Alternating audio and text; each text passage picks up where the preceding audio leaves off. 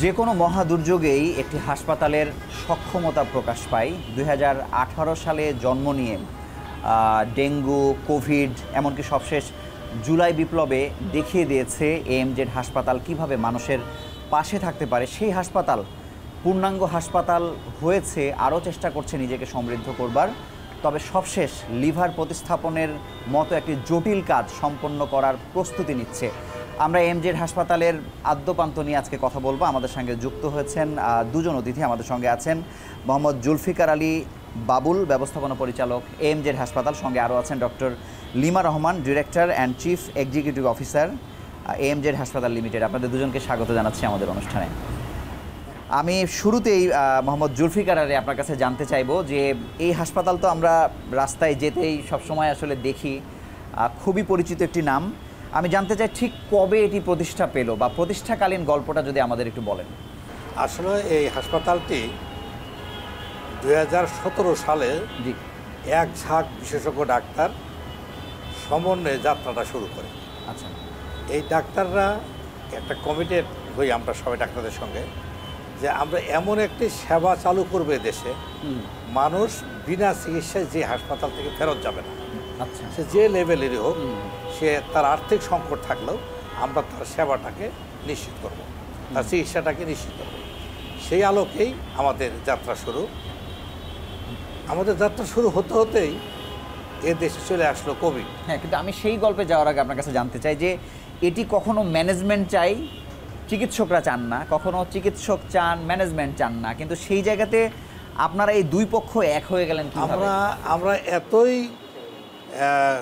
সমন্বয় নিয়ে চলতে পেরেছিলাম, কারণ এখানে যে ডাক্তার সাহেবরা আসছিলেন প্রায় ম্যাক্সিমামই একই ব্যাচের। সিলেট মেডিকেল কলেজেরই বেশি, অন্য অন্য মেডিকেল কলেজও আছে, এবং তারা এ দেশের স্বনামধন্য ডাক্তার হিসেবেই বিভিন্ন মেডিকেলে বিভিন্ন জায়গায় তারা প্রতিষ্ঠিত। এবং আমাদের সমন্বয়ের বিষয়টা এই জন্যই সুন্দর ছিল, বয়সের একটা সামঞ্জস্যতা এবং প্রত্যেকের একটা কমিটমেন্ট ছিল যে আমরা যা আবার হয়ে গেছি, এখন আমরা একটু সেবা দিতে চাই। সেই আলোকেই কিন্তু এই হাসপাতালটা যাত্রা শুরু করে। আমি আপনার কাছে আসবো ডক্টর লিমা রহমান। আমি শুরুতেই বলছিলাম যে ডেঙ্গু, কোভিড, জুলাই বিপ্লব, মানে এক কোভিড দিয়ে আপনাদের নাম পরিচিতি পেয়েছে, ডেঙ্গুতে আপনারা নিজেদেরকে তৈরি করেছেন, এবং জুলাই বিপ্লবে আপনারা সাংবাদিক হিসেবে আমি বলছি আপনারা দেখিয়ে দিয়েছেন। মানে হঠাৎ করে এতগুলো ভিন্ন ভিন্ন বিষয় কিভাবে সামলেছেন আপনারা? আসলে আমাদের একমাত্র লক্ষ্য হচ্ছে মানুষকে সেবা দেয়া, এবং সেটা হচ্ছে যে সার্বজনীন ভাবে নিজেদেরকে চিন্তা করা যে কোন ক্লাসের মানুষকে আমরা সেবা দিচ্ছি, সেইটা না ভেবে আমরা আসলে তাৎক্ষণিক, এবং আপনি জানেন যে বাংলাদেশে ম্যানমেড ডিজাস্টার এবং হচ্ছে যে যদি আমি বলি যে ন্যাচারাল ডিজাস্টার, আমরা কিন্তু প্রায়ই মানে রিসেন্টলি বেশ কয়েকটা কিন্তু আগুনের ঘটনা হলো, এবং সেখানেও কিন্তু আসলে এএমজেড তার সর্বস্ব নিয়ে কিন্তু ঝাঁপিয়ে পড়েছে। আপনারা জানেন যে আমরা আমাদের আইসিইউ সিট, আমাদের ইমার্জেন্সি, এইচডিইউ সব জায়গায় কিন্তু আমরা প্রস্তুতি রেখেছিলাম, এবং আমাদের প্লাস্টিক সার্জারি জানেন যে প্লাস্টিক অ্যান্ড বার্ন ইউনিট এখানে মানে বড় আকারে কিন্তু আছে, যে মানে বিশেষজ্ঞ ডক্টররাও কিন্তু আছেন। ঠিক একইভাবে জুলাইতে আমাদের যারা মেডিসিন প্যানেল তারা, এবং আমাদের যে সার্জারি, জেনারেল সার্জারি, অর্থোপেডিশিয়ান, তারা তাদের জীবন উৎসর্গ করে, এবং এমনও ঘটনা হয়েছে তখন কারফিউ চলছিল সারা দেশে, কিন্তু আমরা সবাই জানি যে বের হতে পারে নাই লাগাতারভাবে। এখানে ম্যানেজমেন্ট তারা লাগাতারভাবে এক সপ্তাহের উপরে ছিল যে অনেকে এই হাসপাতালে অবস্থান করেছে, এবং এই হাসপাতালে অবস্থান করে তারা সেবা দিয়েছে। একইভাবে কোভিডের সময় শুধুমাত্র যে পরীক্ষা করা, ওপিডিতে ওনাদেরকে দেখে ছেড়ে দেওয়া, এটা আমরা করিনি। আমাদের এখানে সক্ষমতা তখন 100 বেডের থাকার পরেও আমরা আমাদের বেশ কিছু চেম্বারকে কেবিন বানিয়েছি, যার জন্য আমরা প্রতিদিন 100 থেকে 120 জন ভর্তি রুগীকে সাপোর্ট দিয়েছি। আপনারা জানেন যে তখন অক্সিজেন একটা মানে কি বলবো যে অপরিহার্য একটা বিষয় ছিল। সেই অক্সিজেন সাপ্লাইকে মানে সমন্বয় করার জন্য এবং অনবরত যাতে আমরা অক্সিজেন সাপ্লাইটা দিতে পারি, তার জন্য আমাদের যে সাপোর্ট সার্ভিস তাদের অবদান অনবদ্য। তার মানে কি যে শুধু ডক্টর না, নার্স আমাদের পেশেন্ট কেয়ার অ্যাটেন্ডেন্ট, আমাদের মানে ম্যানেজমেন্টের বিভিন্ন স্তরের মানুষরা ঝাঁপিয়ে পড়েছে এবং তার একটাই কারণ এমজেড হাসপাতাল শুধুমাত্র যে মানে উন্নত সেবা দেয় তা না।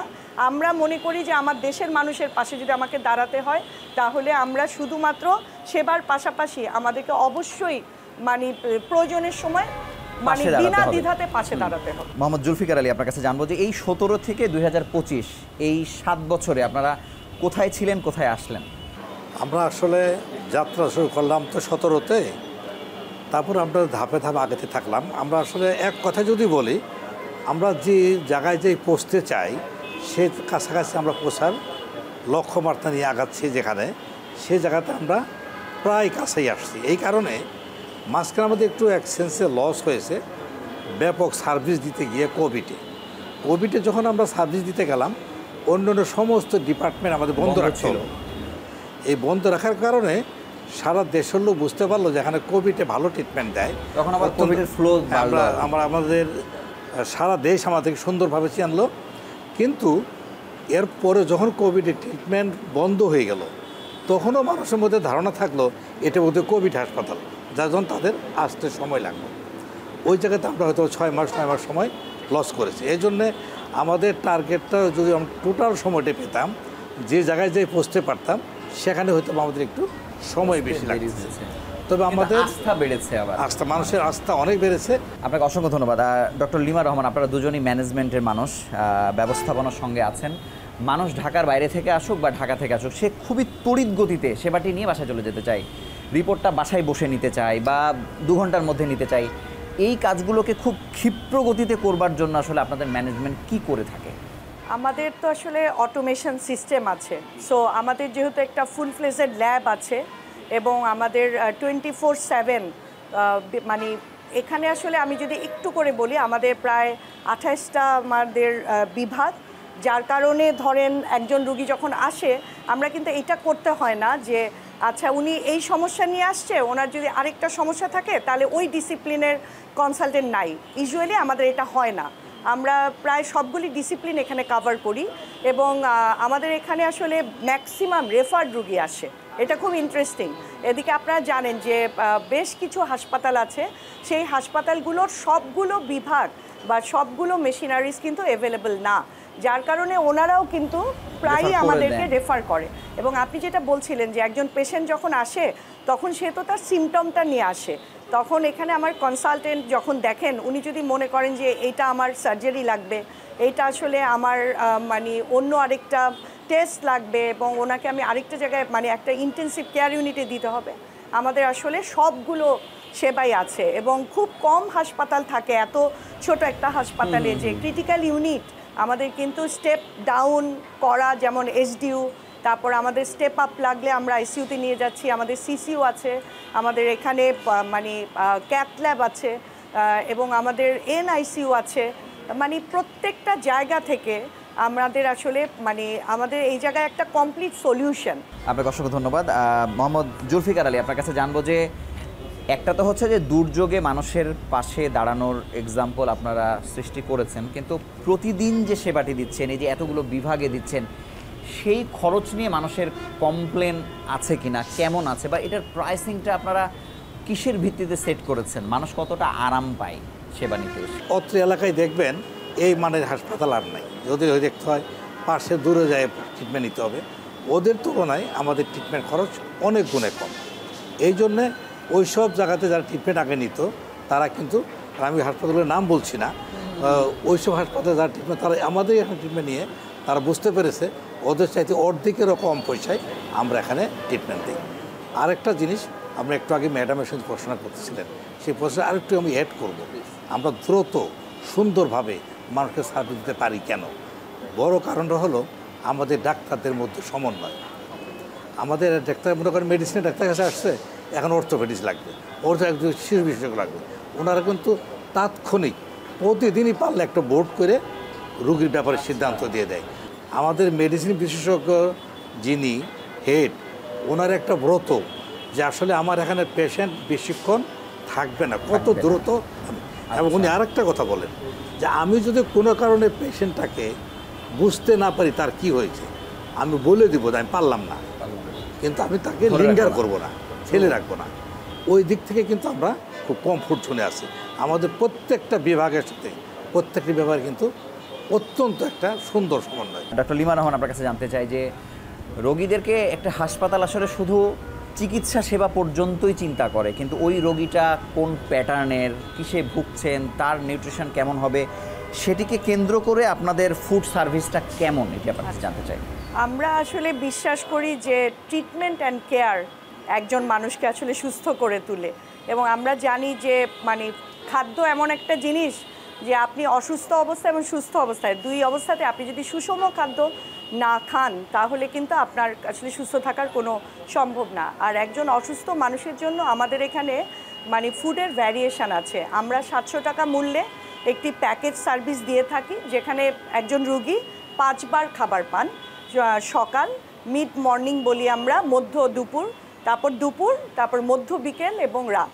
এবং সেই 5 বার খাবারের মধ্যে আমাদের পেশেন্টের চাহিদা অনুসারে আমাদের সলিড, সেমি সলিড, লিকুইড, তারপরে হচ্ছে রেনাল ডিজিজ এবং হচ্ছে ডায়াবেটিক, এই 5 ভাবে আছে।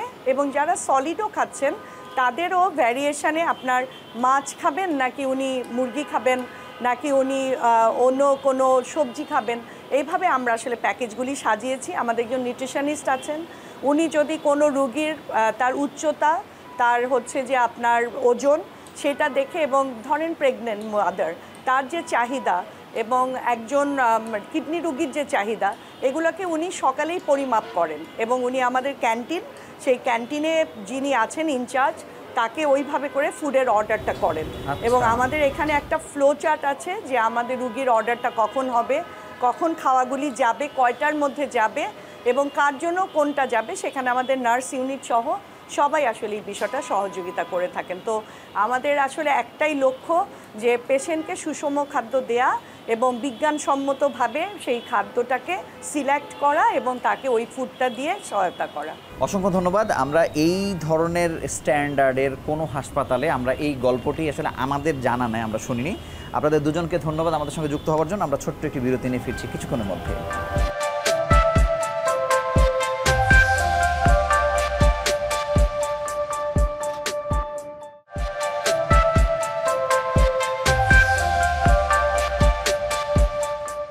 এমজেড হাসপাতালে রয়েছে স্বতন্ত্র প্লাস্টিক সার্জারি সেন্টার। সাধারণত বেসরকারি হাসপাতালগুলোতে এই ধরনের সেন্টার দেখা যায় না। আমরা এটির যাবতীয় বিষয় নিয়ে কথা বলবো। আমাদের সঙ্গে যুক্ত হয়েছেন এই সেন্টারের চিফ কনসালটেন্ট অধ্যাপক ডাক্তার মোহাম্মদ নাসির উদ্দিন। আপনাকে স্বাগত জানাচ্ছি। স্যারের আরও একটি বড় পরিচয়, তিনি একই সঙ্গে national institute of burn and plastic surgery ইনস্টিটিউটের পরিচালক। আপনার কাছে জানতে চাই যে অন্যান্য হাসপাতালগুলোতে সাধারণত এই সেন্টার আমরা দেখি না, মানে এটির সক্ষমতা আসলে কেমন? ধন্যবাদ। আসলে আমরা প্লাস্টিক সার্জারি শব্দটাই ব্যবহার করি। এই প্লাস্টিক সার্জারির আন্ডারে অনেকগুলো উইং থাকে, যেমন মনে করেন রিকনস্ট্রাকটিভ পার্ট, অ্যাস্থেটিক অর্থাৎ আমরা যেটাকে সচরাচর কসমেটিক সার্জারি বলে থাকি। এরপরে বার্ন একটা বড় একটা পার্ট, এটা ঠোঁট কাটা, তালু কাটা, আমরা যেটাকে বলি জন্মগত বিভিন্ন ধরনের ত্রুটি। এর বাইরে নতুন করে যেটা রিসেন্টলি হচ্ছে রিপ্লান্টেশন, অর্থাৎ আপনার শরীরের যে কোনো একটা অঙ্গ, হাত পা বা ফিনাইল পার্টের যদি কোনো অংশ যদি যে কোনোভাবে কেটে যায়, সেটাকে নতুন করে জোড়া লাগিয়ে এটাকে ফাংশনাল করা, এই সমস্ত প্লাস্টিক সার্জারির যতগুলো ব্রাঞ্চ আছে তার প্রত্যেকটি আসলে এখানে আছে। এবং সক্রিয়ভাবে ইনক্লুডিং এর বাইরে যে প্লাস্টিক সার্জারির বাইরেও যে একটা নন সার্জিক্যাল যে পার্ট থাকে, যেমন মনে করেন লেজার, পিআরপি, এই সমস্ত বিষয়গুলো আছে। সেই কারণে আমরা বলতে পারি যে এমজেড হাসপাতালে একেবারে পূর্ণাঙ্গভাবে প্লাস্টিক সার্জারির যা কিছু সম্ভব তার সব কিছুই আছে আমাদের এখানে। আচ্ছা, কিন্তু সাধারণত এই চিকিৎসাগুলো ধরে নেওয়া হয় যে সরকারির থেকে বেসরকারিতে অনেক খরচ, সাধারণ মানুষ এখানে নিতে পারে না, শোনা যায়। আপনাদের এখানে কি অবস্থা? বিষয়টা ডেফিনেটলি প্লাস্টিক সার্জারির কস্ট এমনিতে একটু বেশি, ডেফিনেটলি বেশি, কারণ এর অপারেটিভ যে টেকনিকগুলো থাকে, যে সময়ের ব্যাপার থাকে, যে সমস্ত ম্যাটেরিয়াল ব্যবহার করা হয়, এগুলো ডেফিনেটলি কস্টলি। এবং সার্জিক্যাল যে কোনো একটা বিষয়ে অনেক সময় সময়ের থেকে ক্রিটিক্যাল কোন পার্টটা করা হচ্ছে তার উপরে কিন্তু ফিস ইত্যাদি নির্ভর করে। বাট আমরা এখানে যে কাজটা করি এমজেড হসপিটালে, বিশেষত আমরা অ্যাস্থেটিক বাদ দিয়ে অর্থাৎ কসমেটিক সার্জারি বাদে অন্যান্য যে অংশগুলো আছে সেগুলোতে কিন্তু আমরা খুবই রিজনেবল পর্যায়ে আমরা ফিসটা রাখি। ইভেন আমাদের এমনও একটা বিষয় আছে, যদি কোনো রোগী ধরুন যে একটা ট্রমা নিয়ে আসার ফলে তার এমন একটা হাত বা পা এমন একটা জায়গাতে ক্ষত হয়েছে যেটাকে যদি আমরা দ্রুত ঠিক না করি তাহলে এটা হাত বা পা নষ্ট হয়ে যেতে পারে, সেই সমস্ত ক্ষেত্রে কিন্তু আমরা টাকার বিষয়টা ভাবে দেখি না। পরবর্তীতে আমাদের নিজস্ব হসপিটালের একটা ফান্ডের ব্যবস্থা আছে, গরিব রোগী যদি কোনোভাবে সেখান থেকে করেন আর কি, সেখান থেকে করা। কিন্তু আপনি যেহেতু একটা ন্যাশনাল ইনস্টিটিউটের পরিচালক, আপনি তো সব কিছু দেখছেন, এটা দক্ষিণ এশিয়ার সেরা একটি সেন্টার, সেই জায়গাতে এই হাসপাতালকে যখন কম্পেয়ার করেন তার প্রযুক্তিগত সক্ষমতা, তার ট্রিটমেন্ট ফ্যাসিলিটিস, এটাকে কোন মানে আপনি রাখবেন? ধন্যবাদ। মূল বিষয়টা আমি কিন্তু পরিচালক হবার আগে থেকেই এখানে আমার এই সেন্টারটা তৈরি হয়েছে 2023 সালে। অ্যাকচুয়ালি আমি পূর্ণাঙ্গভাবে আমরা 23-এ শুরু করছি, কিন্তু তার আগে কিন্তু এই হসপিটালের জন্মলগ্ন থেকে আমি প্লাস্টিক সার্জারির কিছু কাজকর্ম এখানে করতাম। আস্তে আস্তে অথরিটির সঙ্গে আমাদের কথা বলে তারা আমাকে এমন একটা, যেমন আমি আপনাকে একটা কথা বলি, আমাদের এখানে অত্যাধুনিক একটা মাইক্রোস্কোপ আছে, যে মাইক্রোস্কোপটা কিন্তু আমার ন্যাশনাল ইনস্টিটিউটের সমকক্ষ, যেটা কিন্তু আপনি অনেক হসপিটালে পাবেন না, প্রাইভেট হসপিটালে। এবং সেই মাইক্রোস্কোপ দিয়ে আপনি কি করতে পারেন, আপনি ফাইন যে সার্জারিগুলো আছে, মনে করেন একটা আঙুল কেটে গেল, সেই আঙুলটা রিঅ্যাটাচ করবার জন্য কিন্তু আপনার মাইক্রোস্কোপ নর্মাল লুপে করা সম্ভব না, এটা কিন্তু আপনার মাইক্রোস্কোপ লাগবে। সেই ফ্যাসিলিটিস আমাদের আছে। আমাদের যে ওটিগুলো আছে এখানে, সেই ওটিগুলো একেবারে আধুনিক। আমরা অ্যানেস্থেশিয়ার জন্য যে সমস্ত ম্যাটেরিয়াল ব্যবহার করি, আমরা ন্যাশনাল ইনস্টিটিউটে যে মনে করুন যে গ্যাস যেগুলো ব্যবহার করা হয়, আইসোপ্রোনিন আমরা এখানেও ব্যবহার করি, ওখানে ব্যবহার করি। অর্থাৎ এর বাইরে যে একটা বড় অপারেশন করতে গেলে আরেকটা জিনিস দরকার, যে সাপোর্ট লাগবে।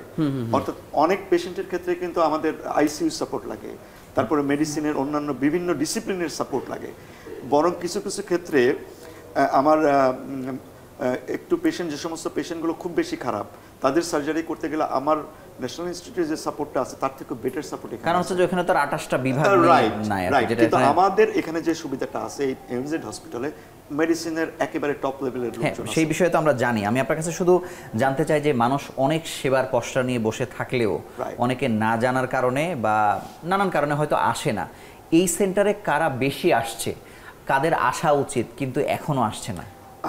এই সেন্টারে আমি বলবো যে যেমন অ্যাস্থেটিক সার্জারির যে কথাটাই বলি, অ্যাস্থেটিক সার্জারি করবার জন্য মানুষ অনেকে দেশের বাইরে যায়। যেমন আমাদের এখানে আমরা ব্রেস্টের যত কাজ আছে, ব্রেস্ট রিডাকশন, অগমেন্টেশন থেকে শুরু করে ক্যান্সারের সার্জারি, এগুলো কিন্তু আমরা নিয়মিত এখানে করছি। কিন্তু প্রবলেমের যে জায়গাটা, অধিকাংশ ক্ষেত্রে আমাদের কাছে আসে কোনো একটা জায়গা থেকে অপারেশন করে তার যে কমপ্লিকেশন সেগুলো নিয়ে আসে। প্রাইমারিলি আমরা অনেক কম রোগী পাই।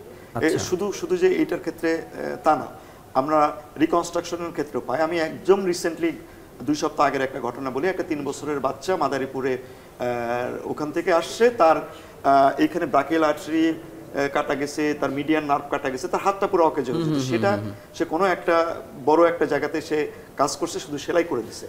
তারপরে কোনো একজন আমাকে চিনতেন, উনি পাঠাইছে, আমরা সেই রাতের বেলায় তাকে সেই তার আর্টারি রিপেয়ার করলাম, নার্ভ রিপেয়ার করলাম, এখন তার হাতটা ফাংশনাল।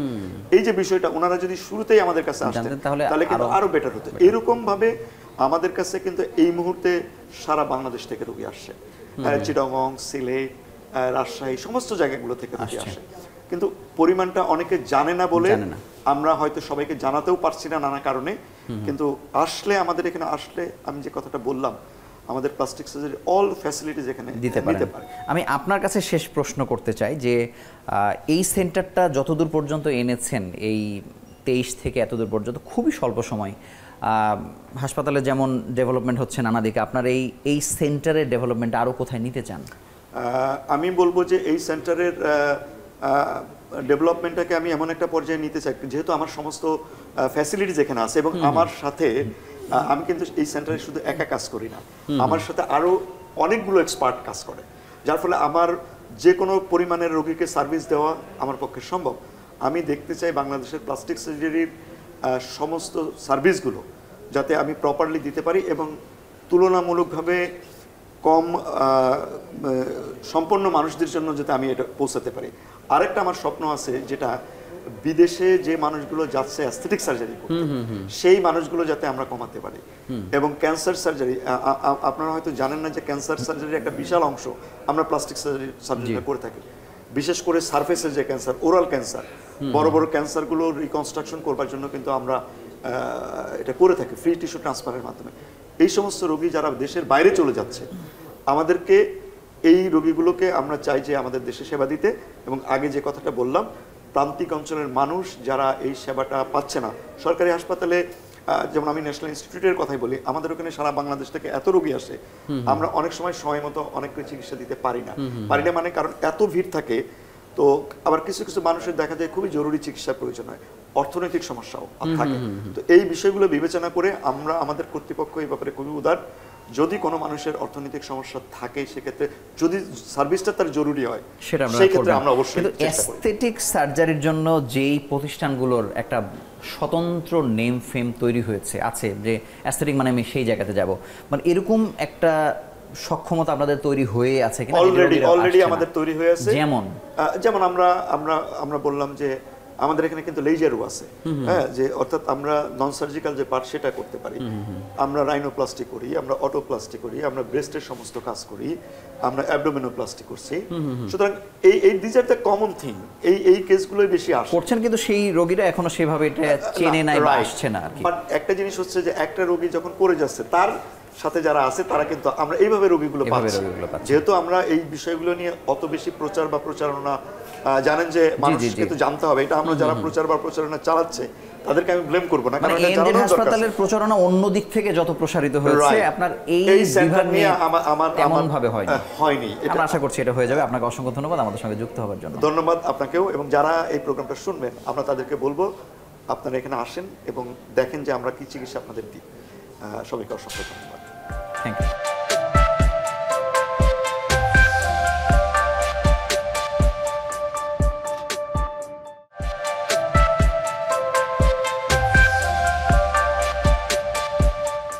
এই পর্যায়ে আমাদের সঙ্গে যুক্ত হচ্ছেন আরও দুজন অতিথি। আমাদের সঙ্গে আছেন মেডিসিন বিভাগের কনসালটেন্ট ডাক্তার জিনিয়া জাফরিন, আপনাকে স্বাগত জানাচ্ছি। ধন্যবাদ। আরও আছেন আইসিইউ বিভাগের কনসালটেন্ট ডাক্তার শাহনেয়াজ নিশান, আপনাদের দুজনকে স্বাগত জানাচ্ছি। আমি শুরুতে ডাক্তার জিনিয়া জাফরিন আপনার কাছে জানতে চাই যে এই হাসপাতালটি ডেঙ্গু এবং কোভিড এবং এই সময়ে ব্যাপক সেবার মাধ্যমে পরিচিতি পেয়েছে, কিন্তু এটিও জানতে চাই যে এই যে গাইডলাইন ফলো করবার যে ব্যাপারটি, যেটি উপেক্ষিত থাকে অনেক জায়গাতে, মানে এই জায়গাতে চিকিৎসা দেবার ক্ষেত্রে আপনারা ওই গাইডলাইন ফলো করার ব্যাপারে আপনারা কতটা সতর্ক বা কিভাবে মেনটেন করেন? আপনারা সবাই জানেন যে এমজেড হসপিটালকে সবাই কিন্তু মেনলি চিনে হচ্ছে কোভিড টাইম থেকে। আমার কাছে মনে হয় যে বেসরকারি যে হসপিটালগুলো প্রথম এগিয়ে এসেছে কোভিডের ট্রিটমেন্টে, আমরা অন্যতম। এবং আমাদের ডেথ রেটও অনেক কম ছিল এবং আমরা খুব দ্রুত চিকিৎসা নিতাম, ডিসিশন নিতাম দ্রুত, কিন্তু অবশ্যই গাইডলাইনের আন্ডারে থেকে না, গাইডলাইনের আন্ডারে থেকে। কারণ আমাদের আরেকটা ব্যাপার ছিল, যেহেতু আমাদের গাইডলাইনটা মেইনলি যারা করেছেন তাদের মধ্যে অন্যতম কিন্তু আমাদের প্রফেসর আহমেদুল কবির স্যার, তো আমাদের সুযোগ নাই। আর আমাদের এত পেশেন্টের এক্সপোজার ছিল যে আমরা দেখলেই বুঝতে পারতাম যে আসলে এই পেশেন্টটা খারাপ হবে বা তার জন্য কোন ট্রিটমেন্ট প্রোটোকলটা আমরা ফলো করব। এটা তো গেল ডেঙ্গুর ব্যাপার, কোভিডের ব্যাপার। ডেঙ্গুর ক্ষেত্রে একই কথা প্রযোজ্য। আমরা ওভার ট্রিটমেন্টও করি না, আন্ডার ট্রিটমেন্টও করি না। আমাদের নিজস্ব একটা প্রোটোকল আছে এবং আমাদের এমজেডের আরেকটা বড় শক্তিশালী দিক হচ্ছে অভিজ্ঞ ডক্টর টিম। তাদের ট্রেনিংটা এমন হয়েছে, তারা আমাদের সাথে কাজ করতে তারা জানে, তারা নিজেরাই অ্যাসেস করতে পারে যে আসলে কোন রোগীটা এখন এইচডিইউতে যাবে, কোনটা আইসিইউ বা কোনটা আমরা জাস্ট আউটডোর বেসিসে, এবং আননেসেসারি অ্যাডমিশনও কিন্তু আমরা করি না। ধন্যবাদ আপনাকে। ডাক্তার শাহনেয়াজ, আপনার কাছে জানবো যে মুমূর্ষ রোগীর চিকিৎসার ক্ষেত্রে আপনাদের কি কি আছে আসলে, এবং এখানেও ফ্যাসিলিটিসগুলো আপনারা কতটা বিজ্ঞানসম্মতভাবে দিচ্ছেন? আমাদের এমজেড হাসপাতালে ক্রিটিক্যাল ইউনিটে সব মিলে প্রায় 45 বেড অ্যাভেলেবেল, এবং আমাদের এখানে অ্যাডভান্স টেকনোলজির যা যা ফ্যাসিলিটিস বাংলাদেশে অ্যাভেলেবেল আমাদের এখানে সবই আছে। আমাদের আপডেটেড অ্যাডভান্স ভেন্টিলেটর, যেটা আমরা যদি বলি লাইফ সাপোর্ট মেশিন, সেটা আমাদের কার্ডিয়াক মনিটরিং সিস্টেম, দেন আমাদের পোর্টেবল আলট্রাসোনোগ্রাম, ইকো মেশিন, সব কিছু অ্যাভেলেবেল। এবং আমরা রিসেন্ট শুরু করেছি পয়েন্ট অফ কেয়ার আলট্রাসোনোগ্রাম, যেটা আমরা পেশেন্ট আসার সাথে সাথে অন বেড সাইডে আলট্রাসোনোগ্রাম করে আমরা ইনিশিয়াল ডায়াগনোসিস করতে পারি। এবং আমাদের এখানে যদি প্রসিডিউরের কথা চিন্তা করি, এখানে সব ধরনের প্রসিডিউর আমরা করে থাকি, যেমন সেন্ট্রাল লাইন, দেন পিকটেল ক্যাথেটার যেটা আপডেটেড, দেন আমরা পারকিউটেনাস পিআইসিসি লাইন যেটা বলি সেটা করে থাকি, এবং আমরা ডায়ালিসিস ক্যাথেটারাইজেশন সহ আমরা সব কিছু সেবা এখানে সবসময় অ্যাভেলেবেল। মানে এরকম কি কোনো আপনাদের কাছে কোনো তথ্য বা পর্যবেক্ষণ আছে কি যে গড়ে আপনাদের হাসপাতাল স্টে কেমন এই বিভাগগুলোতে আর কি, পাশাপাশি সুস্থতার হার কেমন? এই ক্ষেত্রে আসলে ক্রিটিক্যাল সাইডে মানে স্পেসিফিক বলার খুব ডিফিকাল্ট, মুশকিল, কিন্তু আবার আন্তর্জাতিক গাইডলাইনও কিন্তু আছে যে আপনি কত পার্সেন্ট সুস্থতার হার। না, সুস্থতার হার আমি যদি বলি, আমার এই আইসিইউতে মর্টালিটি রেট লেস দ্যান 5%। আচ্ছা, এই জায়গাটা আমাদের সফলতা ঈর্ষণীয়। এবং চিকিৎসার মানে হাসপাতাল স্টে যদি আমি চিন্তা করি, ধরেন স্ট্রোকের পেশেন্ট বা কোমরবিডিটিস পেশেন্ট যারা বয়স্ক রোগী, তাদের হসপিটাল স্টেতে এমনিতেই বেশি লাগে।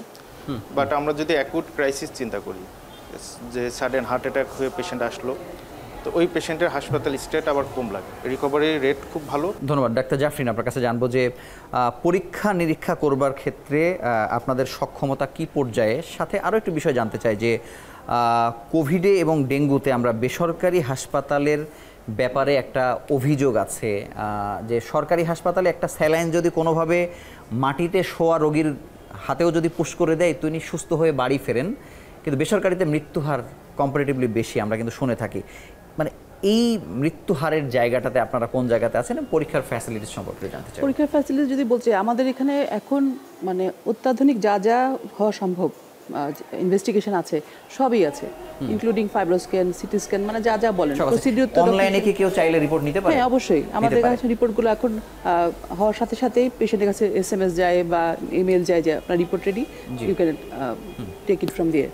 আর আপনি যেটা বলছিলেন মৃত্যু হারের কথা, আমি একটু ডক্টর নিশানের কথা সূত্র ধরে বলি। আমাদের এখানে কোভিড পেশেন্ট, কোভিড না ডেঙ্গুর কথা বলি, যে ডেঙ্গু পেশেন্ট আসলে যারা খারাপ হয় বা যারা আসলে আমরা সেভ করতে পারি না, তারা দেখা যায় আসলে এসেছেই খারাপ, মানে মাল্টি অর্গান ফেলিউর নিয়ে আসছে। মাল্টি অর্গান ফেলিউর নিয়ে আসছে। সেই সরকারের এখান থেকে আমরা যদি সেই হিসাব করি, ও যেটা বললো যে 5% মৃত্যুহার, এই মৃত্যুহারটা কিন্তু আসলে ওখান থেকে প্রপার টাইমে এসে প্রপার ট্রিটমেন্ট পাওয়ার পরে মারা গেছে, এরকম অ্যাটলিস্ট গত কয়েক বছরের অভিজ্ঞতা আমাদের। এই যে এর পরেও 5%-এ হ্যাপি না হয়ে আরও পর্যবেক্ষণ পর্যালোচনা কেমন হয়? আপনারাও কাঠগড়ায় দাঁড়ান কিনা আপনাদের কর্তৃপক্ষের মাধ্যমে? আমাদের এখানে যদি যে কোনো, শুধু ডেঙ্গু না, যে কোনো পেশেন্ট যদি আমাদের এক্সপেকটেশন অনেক সময় তো হয় যে শুধু আমাদের চেষ্টাই তো না, একটা উপরওয়ালার তো ইচ্ছাতে আছে, এরকম যদি হয় তাহলে আমরা কিন্তু অলওয়েজ একটা ডেথ রিভিউ করি। আইসিইউ, সিসিইউ আমরা সবাই মিলে বসি যে আমরা কোনো ঘাটতি রেখে থাকলো কিনা, বা আমাদের কোনো এখানে ইমপ্রুভমেন্টের সুযোগ আছে কিনা। সুতরাং এএমজেড এর পক্ষ থেকে আমি এটা বলতে পারি যে এখন পর্যন্ত এটা আমরা আসলে ভয় পাইনি। ধন্যবাদ। আমি ডাক্তার নিশান আপনার কাছে জানবো যে আইসিইউ, সিসিইউ বা এইচডিইউ শয্যা সংখ্যাগুলো কেমন, এবং বাংলাদেশে আপনি জানবেন যে এক যুগে দ্বিগুণ হয়েছে কিডনি রোগীর সংখ্যা, এখানে ডায়ালাইসিস সেন্টার সম্পর্কে আপনার কাছে জানতে চাই। ধন্যবাদ। আমাদের এখানে আইসিইউ বেড 10টা, সিসিইউ বেড 10টা এবং এইচডিইউ 14টা বেড।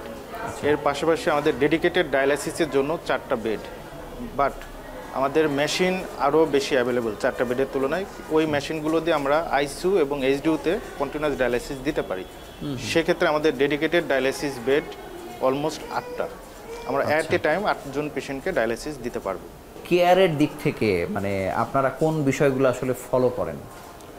না, কেয়ারের জায়গাটা আমাদের ইন্টারন্যাশনাল কিছু প্রোটোকল আছে, এবং পাশাপাশি ইনফেকশন মেজারমেন্ট প্রিভেনশনের জন্য যা লাগে আমাদের সমস্ত স্টাফদেরকে ওইভাবে গাইড করা, এবং আমাদের নিজস্ব কিছু এসওপি আছে আমরা যেটা ফলো করি, এবং আমরা সবসময় চেষ্টা করি যাতে স্ট্যান্ডার্ডটা মেনটেন করা সম্ভব হয়, এবং আমরা সেটাই ফলো করি।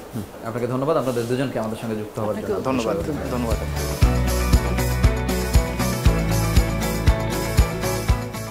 এ পর্যায়ে আমাদের সঙ্গে যুক্ত হচ্ছেন doctor Mohammad Mostafizur Rahman, chief consultant, hepatobiliary and pancreatic centre. আপনাকে স্বাগত জানাচ্ছি আমাদের অনুষ্ঠানে।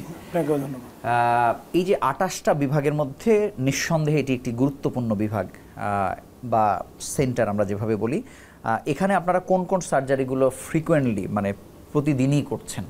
বেসিক্যালি হেপাটোবিলিয়ারি অ্যান্ড প্যানক্রিয়াটিক সার্জারির যতগুলো অ্যাডভান্স সার্জারি আছে, আমি যদি খুব সহজ ভাষায় বলি যে লিভারের সকল ধরনের টিউমার, ক্যান্সার, লিভারের পাথর, লিভারের যে কোনো জন্মগত ত্রুটি, লিভারের ফোড়া বা লিভার রাপচার হয়ে যাওয়া, এ বাদেও পিত্তথলি, পিত্তনালী ও প্যানক্রিয়াসের সকল ধরনের সার্জিক্যাল সমস্যা, যেমন পিত্তথলি, পিত্তনালী ও প্যানক্রিয়াসে পাথর হতে পারে, টিউমার বা ক্যান্সার হতে পারে, এ বাদেও জন্মগত ত্রুটি হতে পারে, সকল সার্জারি এই এএমজেড হেপাটোবিলিয়ারি অ্যান্ড প্যানক্রিয়াটিক সেন্টারে আমরা নিয়মিত করে থাকি। আপনাদের কতজন মানে টিম মেম্বার বা এই সেন্টারের সাথে কতজন আমরা আছেন? মোট 15 জন আছি এই সেন্টারে। 15 জন। 11 সার্জনস, একজন ইন্টারন্যাশনাল রেডিওলজিস্ট আছেন, আর 3 জন টেকনিশিয়ান আছেন। আচ্ছা, আমি জানতে চাই যে আসলে সার্জারির ক্ষেত্রে বিশেষ করে রোগীদের একটা প্যাকেজ চিন্তা করে বা কোথায় একটু রেশনাল প্রাইস সেটা চিন্তা করে, মানে ওই জায়গাতে এমজেড মানুষের প্রত্যাশা কতটা পূরণ করতে পারে? আলহামদুলিল্লাহ, আমি যেহেতু গভর্নমেন্ট এবং প্রাইভেট দুই জায়গায় কাজ করি, সেই ক্ষেত্রে আমি এটা একটা কম্পারেটিভ ডিসকাশন বা আলোচনা আমার কাছে আছে।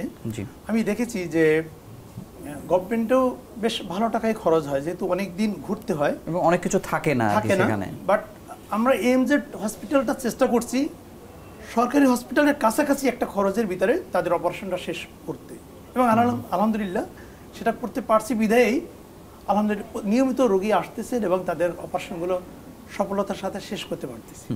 বাংলাদেশের বয়স 53-54 যেভাবে আমরা বলি না কেন, বোন ম্যারো ট্রান্সপ্লান্ট, কিডনি প্রতিস্থাপন, নানান জায়গাতে একটা সফলতা তার কোনো না কোনো পর্যায়ে এসছে, কিন্তু লিভার প্রতিস্থাপনের কথা বললে আমরা আসলে মুখ কালো করে ফেলি। তো সেটি তো একসময় বেসরকারি হাসপাতালের হাত দিয়ে শুরু হয়েছে, সরকারি ট্রাই করছে, বাংলাদেশ মেডিকেল বিশ্ববিদ্যালয় অনেকটা এগিয়ে নিয়েছে, কিন্তু এমজেড হাসপাতাল কি এই স্বপ্ন দেখছে? এটা শুনে আমি নিজেই একটু অবাক হয়েছি। মানে আপনারা কি স্বপ্ন দেখছেন যে কখনো এটি সম্ভব এখানে লিভার প্রতিস্থাপন? ডেফিনেটলি স্বপ্ন না দেখার তো কোনো কারণ নেই। মানে এটা আমার এই বাস্তবতা কি টিমে আসলে? অনেক হেপাটোবিলিয়ারি সার্জন আছে, আর বেসিক্যালি আপনি যেটি বলছিলেন যে বাংলাদেশে কেন এখনো এই লিভার ট্রান্সপ্লান্টেশন স্বপ্নের জায়গায় বা বাস্তবতার জায়গায় পৌঁছতে পারেনি, আসলে অন্য যে সার্জারিগুলো আপনি বললেন তার থেকে লিভার ট্রান্সপ্লান্টেশন বা প্রতিস্থাপন কিছুটা আলাদা। এইখানের টিম অ্যাপ্রোচ অনেকটাই ডিফারেন্ট, সাপোর্ট অনেক বেশি প্রয়োজন। এই লিভার প্রতিস্থাপন সফল করতে গেলে আপনাকে পলিটিক্যাল সাপোর্ট থেকে শুরু করে লজিস্টিক সাপোর্ট এবং টেকনিক্যাল সাপোর্ট সব যখন একসাথে পাওয়া যাবে তখনই এটি সফলতার মুখ দেখবে। আমরা ভিন্ন ভিন্ন সময় এটা নিয়ে আমাদের শ্রদ্ধাভাজন শিক্ষকরাও কাজ করেছেন, কিছুটা এগিয়েছেন, কিছুটা পিছিয়েছেন, হয়তোবা সবগুলো যে টুলস একসাথে কাজ করতে পারেনি। আলহামদুলিল্লাহ, আমি রিসেন্ট যে ঘটনাগুলো ঘটছে বাংলাদেশে, যে ইন্টারিম গভর্নমেন্ট, আমি তাদেরকে ধন্যবাদ জানাচ্ছি, তারা খুব চেষ্টা করছেন যেভাবেই হোক সরকারি হসপিটালে এটাকে চালু করার জন্য, এবং সেই হিসেবে তারা প্রথমে national gastro liver institute and হসপিটালকে বেছে নিয়েছেন। পাশাপাশি কোনো একটা দেশকে যদি আপনি এগিয়ে নিতে চান, শুধু সরকারি লেভেলে কোনো একটা অপারেশন বা চিকিৎসা শুধু সীমাবদ্ধ রাখেন, আপনারাও দেখছেন। অবশ্যই আমরা অন্যান্য সেন্টারের মতো আমাদের এএমজেড হেপাটোবিলিয়ারি সেন্টারও আমি ছোট্ট করে জানতে চাই, বাংলাদেশে যে প্র্যাকটিসটা নাই, ট্রান্সপ্লান্টেরই আলাদা সেন্টার আসলে হয়, যেহেতু এখানে 28টা বিভাগ, অনেক পূর্ণাঙ্গ হাসপাতালেও আমরা এত বিভাগ দেখি না, সেই স্বপ্ন আপনি একজন সার্জন হিসেবে করেন কিনা? অবশ্যই স্বপ্ন দেখছি, বিদায় আমরা এটা নিয়ে অনেক দিন ধরে কাজ করছি। আমি ইমিডিয়েটলি একটা দেশে যাচ্ছি লিভার ট্রান্সপ্লান্টেশনের উপর প্রশিক্ষণ নিতে। যদি আমার স্বপ্ন না থাকতো তাহলে তো আমি সবকিছু বাদ দিয়ে এই প্রশিক্ষণ নিতে যেতেন না। এই প্রশিক্ষণ আমি যেভাবে সরকারি হসপিটালে কাজে লাগাতে পারবো, পাশাপাশি আপনি মনে রাখবেন বাংলাদেশে যত প্রাইভেট সেন্টারগুলো এগিয়ে আসবে এই সাবজেক্টটাকে অ্যাডপ্ট করার জন্য, তত এই সাবজেক্ট ডেভেলপ হবে। আপনাকে ধন্যবাদ। আমরাও দেখতে চাই যে একদিন এসে হয়তো আমরা এখানেই একটা ট্রান্সপ্লান্ট সেন্টারের গল্প আপনার সঙ্গে বসে করতে চাই। আপনাকে ধন্যবাদ। আমরা ছোট্ট একটু বিরতি নিয়ে ফিরছি।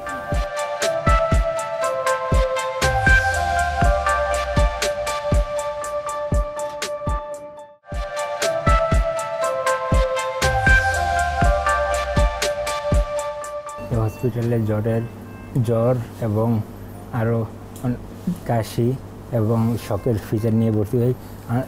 আনকনশিয়াস অবস্থায় ছিলাম প্রথমে। তারপরে হসপিটালে ভর্তি হওয়ার পর আমার বিভিন্ন পরীক্ষা নিরীক্ষা করা হয় এবং এই হসপিটালের রিপোর্ট অনুযায়ী পরবর্তীতে আমার ট্রিটমেন্ট শুরু করা হয়। ট্রিটমেন্ট শুরু করার পর আলহামদুলিল্লাহ আমি এখন সুস্থতা অনুভব করতেছি আগে থেকে। আমরা শুনছিলাম এমজেড হাসপাতালে চিকিৎসা নিয়ে সুস্থ হওয়া একজন চিকিৎসকের কথা, এবং এই পর্যায়ে আমাদের সঙ্গে যুক্ত হচ্ছেন অধ্যাপক ডাক্তার আহমেদুল কবির, চিফ কনসালটেন্ট মেডিসিন বিভাগ, এমজেড হাসপাতাল লিমিটেড। আপনাকে স্বাগত জানাচ্ছি আমাদের অনুষ্ঠানে। রোগী যেটি বলছিল যে প্রায় মৃত্যুর দরজা থেকে ফিরে এসছে, মানে এটি অনেক ক্ষেত্রেই হয়, কিন্তু আপনারা তার পেছনে কি শ্রম দিয়েছেন এবং কিভাবে এত দ্রুত তার রিকভার হয়েছে? আমরা যেটা করি আসলে প্রিন্সিপাল যেটা হচ্ছে ডায়াগনোসিস ফার্স্ট। ডায়াগনোসিস ফার্স্ট কেন করি, কারণ আপনি যদি একটা পেশেন্টের পিন পয়েন্টের ডায়াগনোসিস করতে পারেন তাহলে পরে সেই পেশেন্টের ট্রিটমেন্টটা কিন্তু ভালো হবে এবং তার যে সাইড ইফেক্টগুলি সেগুলো অনেক কম হয়। যেই পেশেন্টটা নিয়েই আমরা কথা বলছিলাম, যিনি কথা বললেন একটু আগে, উনি একজন ডক্টর, অন্য একটা হাসপাতালের আইসিইউতে ছিলেন। হি ওয়াজ অলমোস্ট ডাইং, কারণ তার sepsis and patient was unconscious. এখন আন্ডারলাইং সেপসিস অ্যান্ড আনকনশাসনেস যখন থাকে, সেই সময়ে যদি প্রপার ডায়াগনোসিস না হয় and if you can't use the appropriate treatment, every second count. আমি যেটা পার্সোনালি বিশ্বাস করি, একটা ক্রিটিক্যাল পেশেন্ট বা যখন একটা স্টর্ম হবে, তখন আপনি যদি পারফেক্ট টাইমে পারফেক্ট ডিসিশন না নিতে পারেন, that will bring a disaster. Because প্রতিটা মুহূর্তেই পেশেন্টের জন্য লাইফ সেভিংয়ের জন্য ডিলে হচ্ছে unless you make a diagnosis. তো আসার সাথে সাথেই আমাদের একটা স্ট্রং মেডিকেল টিম আছে এখানে। আমাদের টিমে 4 জন মেডিসিন স্পেশালিস্ট, একদম মর্নিং টু নাইট 24/7 কনসালটেন্ট এখানে থাকেন। এটা হচ্ছে সবচেয়ে বড় জায়গা। মর্নিংয়ে একজন স্পেশালিস্ট রাউন্ড দেন, দুপুরে একজন স্পেশালিস্ট রাউন্ড দেন, বিকালে একজন দেন, রাতে আমি রাউন্ড দিই। তার মানে রাউন্ড দি ক্লক স্পেশালিস্ট অ্যাসেসমেন্ট এখানে হচ্ছে যখনই পেশেন্ট আসছে। তো ওইটা যদি একটা স্পেশাল কেস, আমরা ওদেরকে বললাম যে you do it at once. তো পেশেন্টের ছিল সেপসিস এবং তার 2টা ডায়াগনোসিস একই সঙ্গে, একটা হচ্ছে সালমোনেলা সেপসিস, আরেকদিকে চিকুনগুনিয়া। 2টাই কিন্তু পিসিআর ইনস্ট্যান্ট ডিটেক্টেড হলো এবং তার কিন্তু এনকেফেলোপ্যাথি ছিল, chikungunya encephalopathy and salmonella sepsis. All the parameters was very low. He has almost non recordable blood pressure, totally disoriented. And এটা আমি একটা টেস্ট কেস বললাম, এরকম thousands of case we have dealt. মানে আমি এখানে জানতে চাই যে জেনারেল হাসপাতালের নাম যখন বলি, তখন একটা সাধারণ সব ডিপার্টমেন্টে একটা সারফেস লেভেলের ট্রিটমেন্ট আসলে দিচ্ছে আর কি, কিন্তু আপনাদের এখানে যারা রোগী, মানে তারা কোন রোগী, কোথায় থেকে আসে, সেই রোগীগুলোর চরিত্র কীরকম, মানে এটা কি খুব ক্রিটিক্যাল, রেফার্ড হয়ে আসতেছে, কারা তারা? ইন্টারনাল মেডিসিনে সব referred case and all these are very critical. ধরেন ডেঙ্গু থেকে carditis, acute myocardial infection, complicated case. যেমন কিছুদিন আগে কুমিল্লা মেডিকেল কলেজের এক্স ডিরেক্টর এখানে ভর্তি ছিলেন, ইজ এ ডক্টর। ওনার কিন্তু আমাদের আরেক প্রফেসরই ওনাকে পাঠিয়েছিলেন। ওনার ডেঙ্গু থেকে ডেঙ্গু কার্ডাইটিস, আবার মায়োকার্ডিয়াল ইনফেকশন, স্ট্যান্টিং করা। এখন তার ট্রোপোনিন অনেক হাই, আবার platelet count less than 10,000। So it is a both way sword. আপনাকে হার্ট অ্যাটাকের চিকিৎসা করতে হবে, যেটা ব্লাড থিনার, আবার ডেঙ্গুর চিকিৎসা করতে হবে, যেখানে আবার আপনি ব্লাড থিনার দিতে পারবেন না। সো এই যে ক্রিটিক্যাল জাজমেন্ট, আমি ওনাকে প্লেটলেট দিয়ে প্লেটলেট বাড়িয়ে আবার ব্লাড থিনারও দিয়েছি। সো এই ব্যালেন্সটা কিন্তু এভরি মানে ফিজিশিয়ান যেই করবেন, তারা খুব শার্পলি যদি উনি না করতে পারেন, এই পেশেন্টকে সার্ভাইভ করাতে পারবেন। যেমন আমরা শুনেছি যে এখানে রোগীর জন্য মেডিকেল বোর্ড করে ফেলা বা হচ্ছে খুব তড়িৎ চিকিৎসা দেয়, যেটা আপনি বলছেন, কিন্তু দেখা যায় যে ক্লিনিক্যাল পার্টের পাশাপাশি অন্যান্য যে ডিসিপ্লিনের মানুষ যারা আছেন, নন মেডিকেল পার্সন যারা, তাদেরও একটা ওরিয়েন্টেশন লাগে যে একটা রোগী ঢোকা থেকে শুরু করে তাকে বের হওয়া পর্যন্ত আমি কত ক্ষিপ্র গতিতে চিকিৎসা দিচ্ছি। আমাদের যেমন জাতীয় অধ্যাপক শিশুর যিনি আশুলিয়াতে একটি হাসপাতাল আছে, ওখানে একটি আমরা এক্সাম্পল জানি যে একটা ডেলিভারি পেশেন্ট ঢোকা থেকে একদম ওটি পর্যন্ত, নর্মাল ডেলিভারি পর্যন্ত সেকেন্ড কাউন্ট করা হয়। মানে ওই রকম মডেলে কি আসলে আপনাদের রোগীদেরকে আপনারা এরকম একটা ট্রায়াসের মাধ্যমে বা অন্যভাবে সেই ট্রিটমেন্টটা দিচ্ছেন কিনা, মডেলটা কি? অ্যাবসলিউটলি, কারণ হচ্ছে এটা এমনভাবে ওরিয়েন্ট করা আছে। আর আমাদের হোয়াটসঅ্যাপ গ্রুপ আছে, এনি পেশেন্ট, প্রত্যেকটা ডিপার্টমেন্ট গ্রুপ আছে। যেমন আমাদের হাই ডিপেন্ডেন্সি ইউনিট, ওখানে doctor consultant connected. Stroke unit আছে, যেখানে ডক্টর কনসালটেন্ট 24/7 কানেক্টেড। আইসিইউতে 24/7 কানেক্টেড। এনি পেশেন্ট ভর্তি হলে, ইভেন অ্যাকিউট কার্ডিয়াক কেয়ারে পেশেন্ট ভর্তি হওয়া মাত্র তার আপডেটটা হোয়াটসঅ্যাপ গ্রুপে চলে যায়। এবং সব কনসালটেন্ট রাত 2টা 3টা যাই বাজুক, আমরা কিন্তু কোনো না কোনো একজন দেখছি এবং we are giving the decision instantly. আর এখানে যেটা অ্যাকিউট স্ট্রোক ইউনিট আছে, ওটা কিন্তু স্ট্রোকের সবার ব্যাচ লাগানো আছে, ইভেন লিফটম্যান ওরিয়েন্টেড। যেই পেশেন্টরা আসছে, এটাকে আমাকে প্রায়োরিটি দিতে হবে। আপনার সিকিউরিটি গার্ড থেকে শুরু করে, লিফটম্যান থেকে শুরু করে, তারপর আপনার সিসিও পর্যন্ত, ডিউটি ডক্টর থেকে শুরু করে, neurologist, neurosurgeon, all are connected. মানে এটাকে বলতে পারেন যে সিঙ্গেল মোমেন্টে connectivity with all the consultant, even care giver, patient care support যিনি দিচ্ছেন, nurses, all are connected. So আমি আরেকটু জানতে চাই যে বেসরকারি হাসপাতালের বিরুদ্ধে সবথেকে বেশি অভিযোগ অপ্রয়োজনীয় টেস্ট, অপ্রয়োজনীয় ওষুধ এবং হচ্ছে কমিশন বাণিজ্য, এই নানান কারণে অনেক চিকিৎসকও আছেন যারা ওই ওই হাসপাতালগুলো অ্যাভয়েড করেন, কারণ তাকে তো আবার একটা প্রেশার নিতে হয় আর কি, যে ঠিক আছে আমি তোমাকে দিলাম তুমি আমাকে দাও, মানে এই জায়গাগুলো আপনারা কমিয়েছেন কিনা বা এই এটা অ্যাবসলিউটলি ইজ আনএথিক্যাল প্র্যাকটিস। এবং আমার মনে হয় না যে নৈতিকতা যাদের আছে কোনো ডক্টর এই কমিশন বাণিজ্যের সঙ্গে যুক্ত হতে পারে। I don't believe it. আমি বিশ্বাস করি কেউ এটা করেন না, এটা আমার একটা দৃঢ় ধারণা। আমি যেটা বলছিলাম যে অপ্রয়োজনীয় ওষুধ বা টেস্ট, এটা এই হসপিটাল কোনো না কোনোভাবে কেউ করছে কিনা, এটার পর্যবেক্ষণ আপনাদের মান বেসিসে? Management is highly strict regarding this. G, hospital না চলতে পারে, ডাজন্ট ম্যাটার। ইভেন এখানে কোনো আইসিইউতে ইভেন কোনো ডক্টর যদি ইনভেস্টিগেশন দেন, he will not get any benefit. The benefit will be directly given to the patient. যেমন ধরেন পুয়ার পেশেন্ট আসলো, তার ক্ষেত্রে আইসিইউর ভাড়াই নেওয়া হয় না। তারপর ধরেন একটা পেশেন্ট মারা গেলে সেই ক্ষেত্রে যদি তার ফাইন্যান্সিয়াল অবস্থা খারাপ থাকে, বেনিফিট যা পাওয়ার পেশেন্ট পাবে, নট দি ডক্টর। সেই এক্সাম্পল তো আপনাদের জুলাইতে আছে, আপনারা যত সার্জারি করেছেন, যত রকম করেছেন। কিন্তু আমি আরও জানতে চাই যে ডেঙ্গু, কোভিড এবং হচ্ছে জুলাই বিপ্লব, মানে যেটির কোষ্ঠী পাথরে আসলে এই হাসপাতাল সোজা হয়ে দাঁড়িয়ে গেছে আর কি, সেই ক্ষেত্রে আপনাদের লার্নিংটা কেমন হয়েছে? যেমন আপনারা এমন সার্জারি করেছেন, এই যে গুলিবিদ্ধ হওয়া রোগীদের, মানে সেটা তো আপনাদের একটা ট্রেন্ড আপ আপনারা হয়েছেন আর কি, মানে সেটি আপনাদেরকে কতটা সহযোগিতা করেছে তৈরি হতে? একটা জিনিস যেটা হচ্ছে যে প্রথমত যে আপনার টার্গেটটা কি সেটা ইম্পর্টেন্ট, জি, বা আপনার নিজস্ব চিন্তাটা কি। আমাদের ওভারঅল যারা এখানে কনসালটেন্ট আছেন সবারকে একটা মেসেজ ম্যানেজমেন্ট থেকে দেওয়া হয়েছে, যেটা যে পেশেন্ট ফার্স্ট। পেশেন্ট ফার্স্ট এইটার মানে হচ্ছে যে একটা মুমূর্ষ রুগীও যাতে এখান থেকে চিকিৎসা ছাড়া ফেরত না যায়। তো সেই প্রিন্সিপালটাই কিন্তু এইটুকু আসছে। যেমন ধরেন কোভিডের কথা আপনি বললেন, প্রথম কেসটা কিন্তু ঢাকা বিশ্ববিদ্যালয়ের একজন শিক্ষকের স্ত্রী, প্রেগনেন্ট, কোভিড, কোনো হাসপাতালে নিবে না।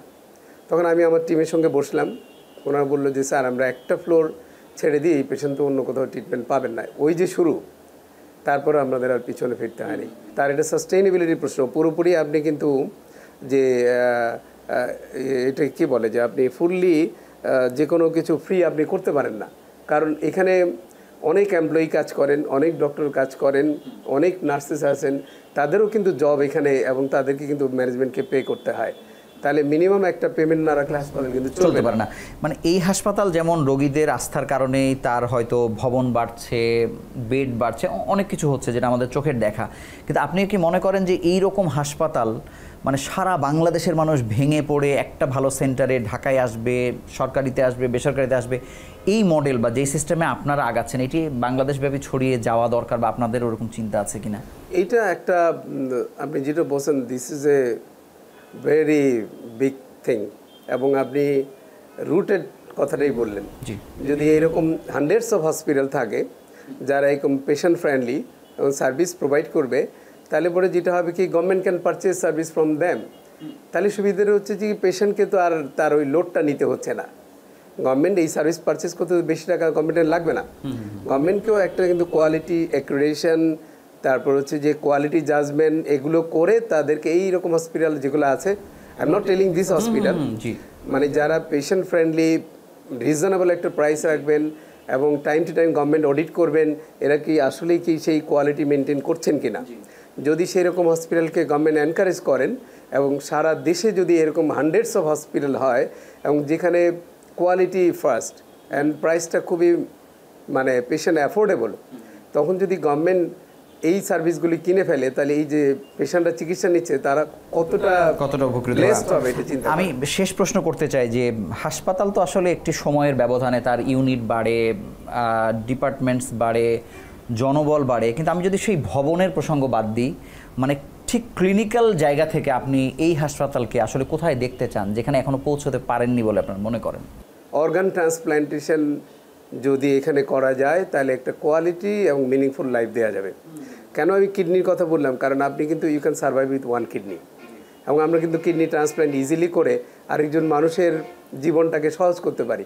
20-30 বছর ধরে ডায়ালিসিস নিচ্ছে, আর ট্রান্সপ্ল্যান্ট যদি করতে পারে সে কিন্তু নর্মাল লাইফ লিড করতে পারে। তো আমাদের যেটা চিন্তা হচ্ছে, আমরা যদি সব ধরনের প্যাট্রোনাইজেশন পাই, বাংলাদেশে যাতে অর্গান ট্রান্সপ্ল্যান্ট আমরা করতে পারি, কিডনি এবং liver transplant, that will be rewarding for the nation. আপনাকে ধন্যবাদ এবং আমাদের সঙ্গে যুক্ত হওয়ার জন্য আন্তরিকভাবে অভিনন্দন জানাচ্ছি। বাংলাদেশের বড় বড় দুর্যোগে, বলা যায় কোনো কোনো মহা দুর্যোগেও এএমজেড হাসপাতাল সরকারের বোঝা কমিয়েছে, মানে রোগীদের বোঝাও কমেছে। যে স্বপ্ন এএমজেড হাসপাতাল দেখছে সেটি যদি বাস্তবায়ন হয়, আমরা আশা করছি যে বাংলাদেশের মানুষের দুঃখ দুর্দশা লাঘব হবে এবং এটি একটি মডেল সেন্টার হবে এবং যে মডেলটি বাংলাদেশের বিভিন্ন প্রান্তে প্রতিষ্ঠিত হতে পারে সেই প্রত্যাশায় আজকের মতো বিদায় নিচ্ছি। ভালো থাকুন, সুস্থ থাকুন।